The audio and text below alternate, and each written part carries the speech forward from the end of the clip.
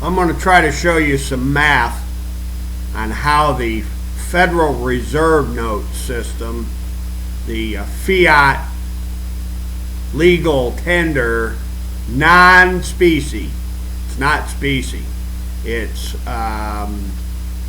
bills of credit, fiat currency. This is how it works. A $100 denomination reserve note costs 12.5 cents to print. Now pay attention to these figures. Give me a minute to get them into the frame. For 12.5 cents, you can print the first $100 reserve note, leaving you with an approximate profit of $99.87. With that $99.87, you can print 800 more new $100 reserve notes for a total profit of 80,000 so-called dollars.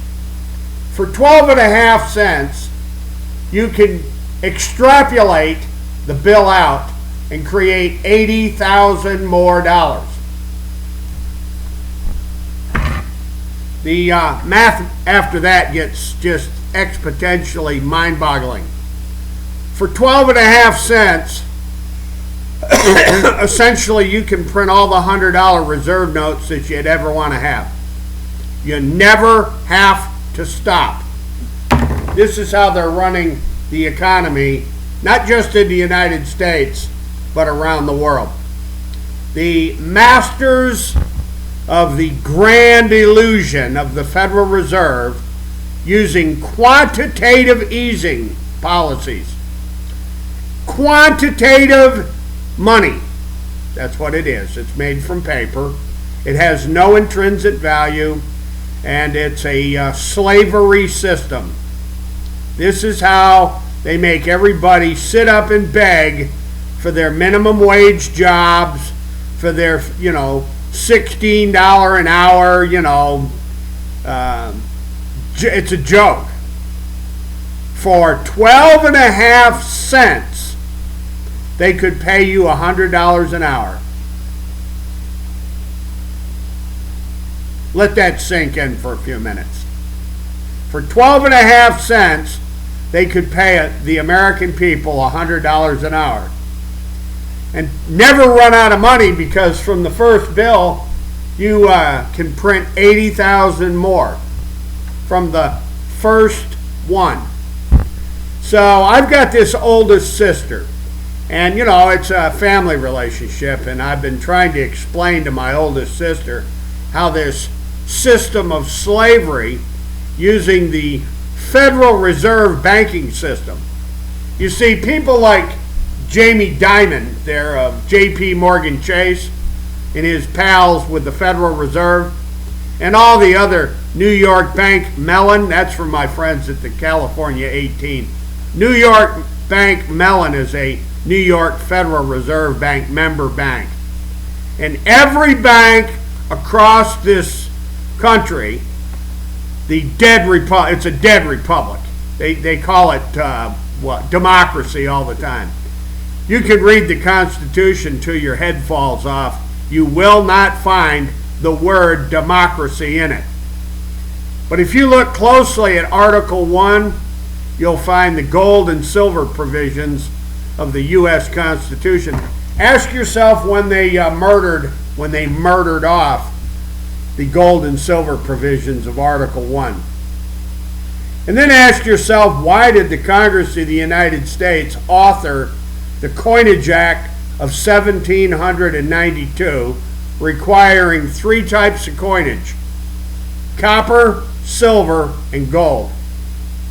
And then, of course, in 1965, President Lyndon Baines Johnson, approximately 20 months after the murder of John Kennedy in Dallas, he authored the Coinage Act of 1965.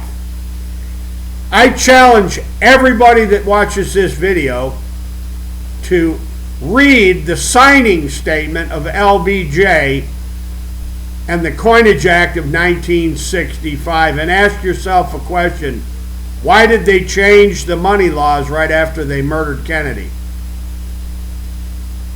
And why did John Kennedy begin to issue silver certificates just immediately before his death? Ladies and gentlemen, when you have a government that can print quantitative money with no end, you can't control that government. They can spend this quantitative money endlessly on whatever it is they want to spend it on. They don't even have to be honest with you because they can keystroke it into existence. And if you'll watch the attached video, The Big Bank Theory, where Ben Bernanke clearly tells the whole world that they mark up the accounts of their member banks. They simply mark up the account with keystrokes. They keystroke into existence vast sums of shin plaster. Shin plaster. Look it up and look at the images of it and ask yourself, gee, doesn't that look like fiat money? Doesn't that look like scrip? Doesn't that look like bills of credit? Doesn't that look like shin plaster? Reserve notes, shin plaster. Now, folks, I'm going to show you the figures one more time. Those are accurate. And if anybody that watches this video has got contrary information, please make it available. They can print 80,000 reserve notes for 12.5 cents. Guess what you can do with the 80,000 new dollars? How many dollars can you print from that? Enter that into your computer and extrapolate it out to the power of 10. And then ask yourself, how much money can they print from that? Once you get started printing $100 reserve notes for 12.5 cents a piece, you can print all the money quantitatively that you'd ever dream to print. And this is how they're financing the deep state. This is how they're financing the swamp. This is the mechanism of your bondage. This is the mechanism of your enslavement. And you can color it any way you want to. My oldest sister, Georgia. Georgia can, she can try to justify it in her head all she wants to. My oldest sister needs to understand, along with the rest of the world, that these figures are correct. Donald J. Trump. Ladies and gentlemen, you've been totally bamboozled and completely enslaved by an out-of-control USA Incorporated. Folks, I'm leaving it right there. Not much, you can't.